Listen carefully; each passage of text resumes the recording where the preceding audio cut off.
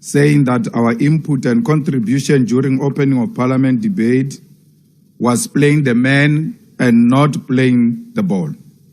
The President wrongly said that we previously insulted him by saying that his father was a police officer during the dark days of apartheid, and that even when such is a fact, he is proud that his father was a law enforcement officer of apartheid laws. Let's put the facts right in front of this Parliament. We never ever have made any reference to President's father in this Parliament, and even if we did, it would have been a statement of fact and not insult. To say someone's parent is a nurse, it will never be used as an insult. To say someone else's parent is a police officer can never be used as an insult. I spoke about your father in order for you to drag my grandmother unfairly so, because my grandmother has got nothing to do with what I'm doing here. So I want to state it very clear that, President, we respect each other and will continue to engage each other robustly. Secondly, Parliament and political work in general is not for soft-skinned people who will use all languages to complain whenever we give fair but robust and direct characterization of their political conduct. Here we speak truth and nothing else but the truth. In our characterization of the ball which you spoke about here, which you said we must play, we will also characterize the players to have a fuller picture of both subjective and objective political and ideological conditions. You can never only play the ball without understanding the strengths and weaknesses of the player. We will also welcome, and this we did at a number of times, we welcomed and tolerated whosoever does that against us. When we get criticized by your side, even sometimes the political amateurs like Butima Namel, who come and attack us personally, we never respond to them. We never cry because we are not crybabies. We fight because we are fighters. Instead of crying, we fight. In politics, the individual's personal character is key to historical developments. Otherwise, why is there Nelson Mandela Day? The individual strength of Mandela is what we are drawn to reflect upon, learn from him as a leader, but more broadly as a human being. It is a fact that in light of the government of national unity, which originates from the white capitalist establishment, we needed to appreciate your own historical involvement with these white people. And a close attention to your personal political journey gives testament to the suspicion that this government was not actually created now. It came from long time ago because you were made a project long time ago. When we say you did not go to Robben Island when your peers went to Robben Island, how can that be an insult?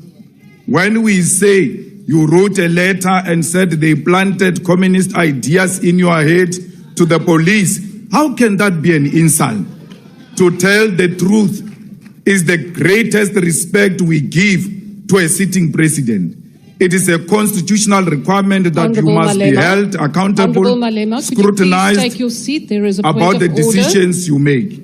Please take your seat. There is a point of order. Honorable Dlakudi.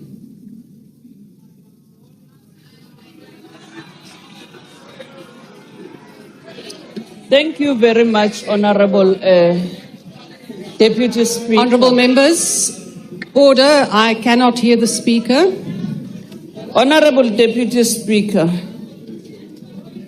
I am standing on a point of order based on what the Honorable Malema said. Rule number 92. Honorable Deputy Speaker, the Honorable Malema referred to the President as a project. meaning that the president is acting on behalf of other people. So that is unparliamentary and it cannot be accepted. Thank you.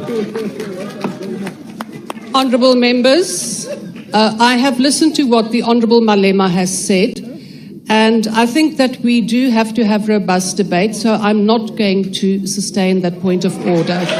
Please proceed.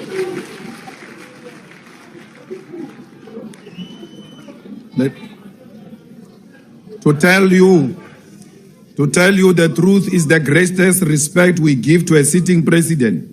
It is a constitutional requirement that you must be held accountable, scrutinized about the decisions you make. Thirdly, we have read and will never argue with you when you say we must read more books about NUM. Reading is a very nice thing to do. There are many books that we have read in relation to the formation of NUM. And we want to state very clear here that you read and called names of individuals who formed the NUM, which we say it was a project of the Oppenheimers. These individuals are all flourishing with you being a billionaire, yet the mine workers' conditions continue to be worse. How do you form a union to go and save the workers, but the people who formed the union themselves are the ones who are succeeding, yet the mine workers are struggling? Mine workers in South Africa constitute to be the most exploited section of the working class in South Africa. Mine workers continue to be the most underpaid workers in South Africa compared to the amount of wealth they extract from beneath our soil. Mine workers continue to stay in horrible conditions and informal settlement without water, roads, toilets, and without basic necessities. Mine workers continue to be the biggest victims of loan sharks, and with the biggest loan shark being Capitec. Mine workers continue to perish in occupational accidents. Solomon Nyerenda, Yvonne Mniz, and Priti Winnie Nkambule are still trapped inside a container in Lily Mine after the accident that happened in 2016, 8 years ago. Mine workers continue to live in communities defined by high levels of crime. When the mine workers protested for a minimum wage of 12,500 per month in Marikana 12 years ago, you as a director and a shareholder of London Mine, you did not take the side of the workers. You called for concomitant action, and 34 workers were massacred by the ANC government in Marikana. If you formed the union for these workers, why is the conditions remaining the way they are? The union was formed to suppress those workers. The conditions of mine workers in South Africa is applicable to many other categories of workers in South Africa. A lot of workers in South Africa live in absolute poverty, and there is no hope that their condition will change under GANU. If the history and fiction that you tell about the NUM and mine workers is anything to believe, why are mine workers still trapped in the condition they find themselves in today? Mr. President, it is almost a year since you went to Hammanskraal in June 2023 to admit to the people that you failed them after 31 people died after the cholera outbreak. To this day, the people of Hammanskraal still do not have clean, drinkable water. How can the president go into a place and find a crisis, and when he comes out of that place, the crisis remains? It doesn't only remain, it becomes worse. President, you went to Alexander and promised people 1 million houses. When we remind you that you promised people 1 million houses, you are going to say it's an insult. It's not an insult.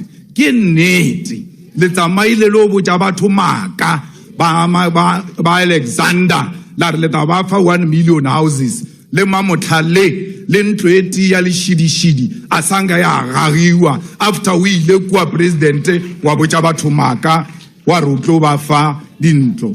O tsamaile mo le minister Mkhunu la ya Giyani. La fitla la botsa batho ba Giyani la re, you are going to get water, and if you don't get water, action is going to be taken. What action? Minister Senzo Mkhunu is still a minister. If there was any action, it was supposed to be on him, because the people of Giyani don't have water. Banu ba Giyani ba laba mate, and you went to promise them water and you did not give them water. Here in Cape Town, you came here and established anti-gang unit. You said you are going to fight gangsterism here in Cape Town. After you left, the situation became even worse. Today, there are more police stations that are found here in the Western Cape, in Cape Town, which are involved in contact crimes. 4 out of 10 police stations in South Africa are found here, which are affected by drugs and gangsterism, which you said you formed a unit to deal with. You went to Mafike and called an imbizo and said the people must come and express themselves. Today, nothing has improved since you left Mafike.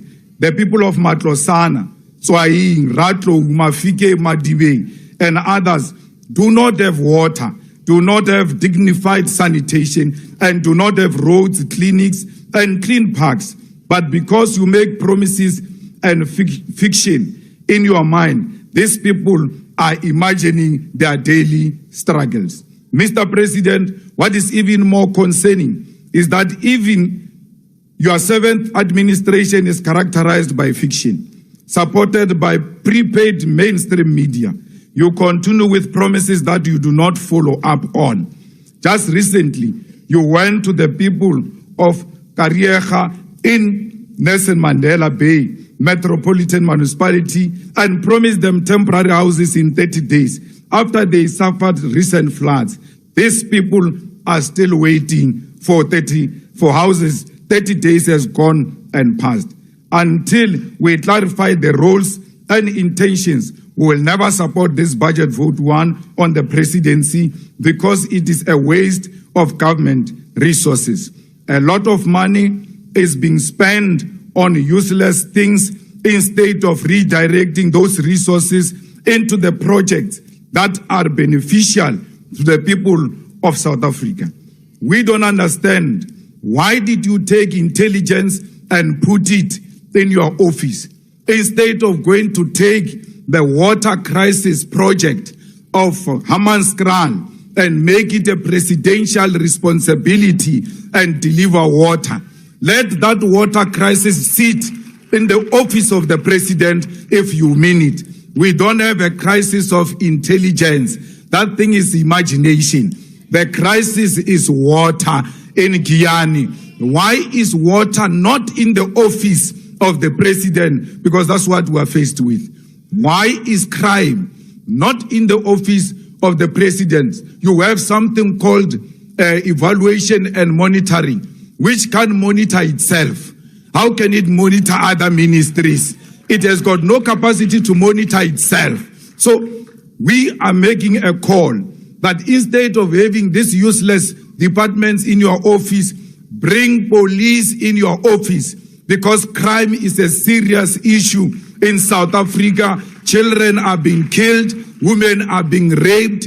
Those are matters that the president should be occupied with and be worried about. Not this thing of wanting to be with your faction in your office, even when it is not helpful to you. Let's take serious responsibilities into the office of the president. Let us reduce the cabinet and do away with deputy ministers. What you did to Honorable Sihle Zikalala is painful, that thing. When you see Sihle sitting down on a chair and that white man of a minister sitting next to him,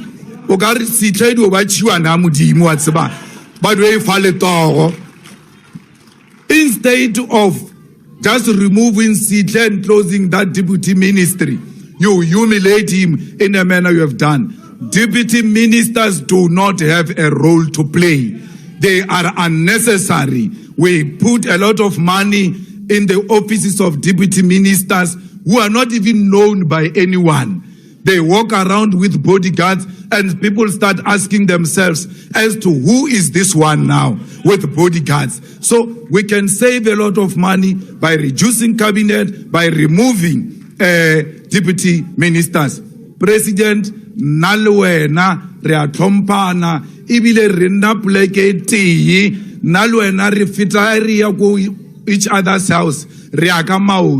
We don't need cabinet we don't need parliament to make an appointment.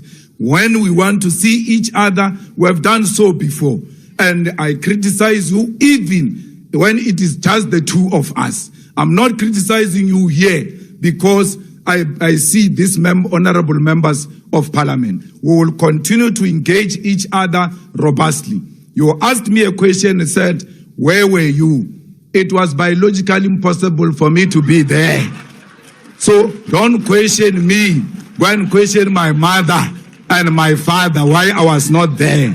But when the time came, I showed up. And when the time came, I never sold out. When the time came, I was never a collaborator. I came at an early age and nothing will remove me. Attempts were there to silence me with the story of being disrespectful. I'm not disrespectful. I engage robustly. Na akichabi mutu, ke chaba maka, ke bolela nnete. Musho wa dinonya na utlowa in less than 2 years. Auwe musho wa dinonya na auwe.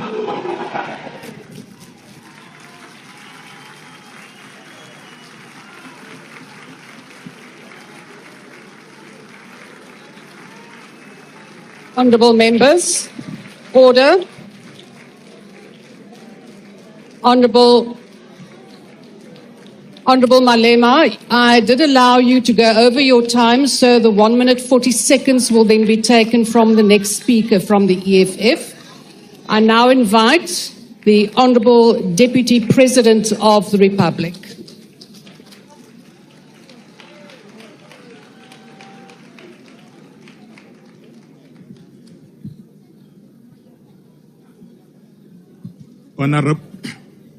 Honorable Deputy Speaker, Dr.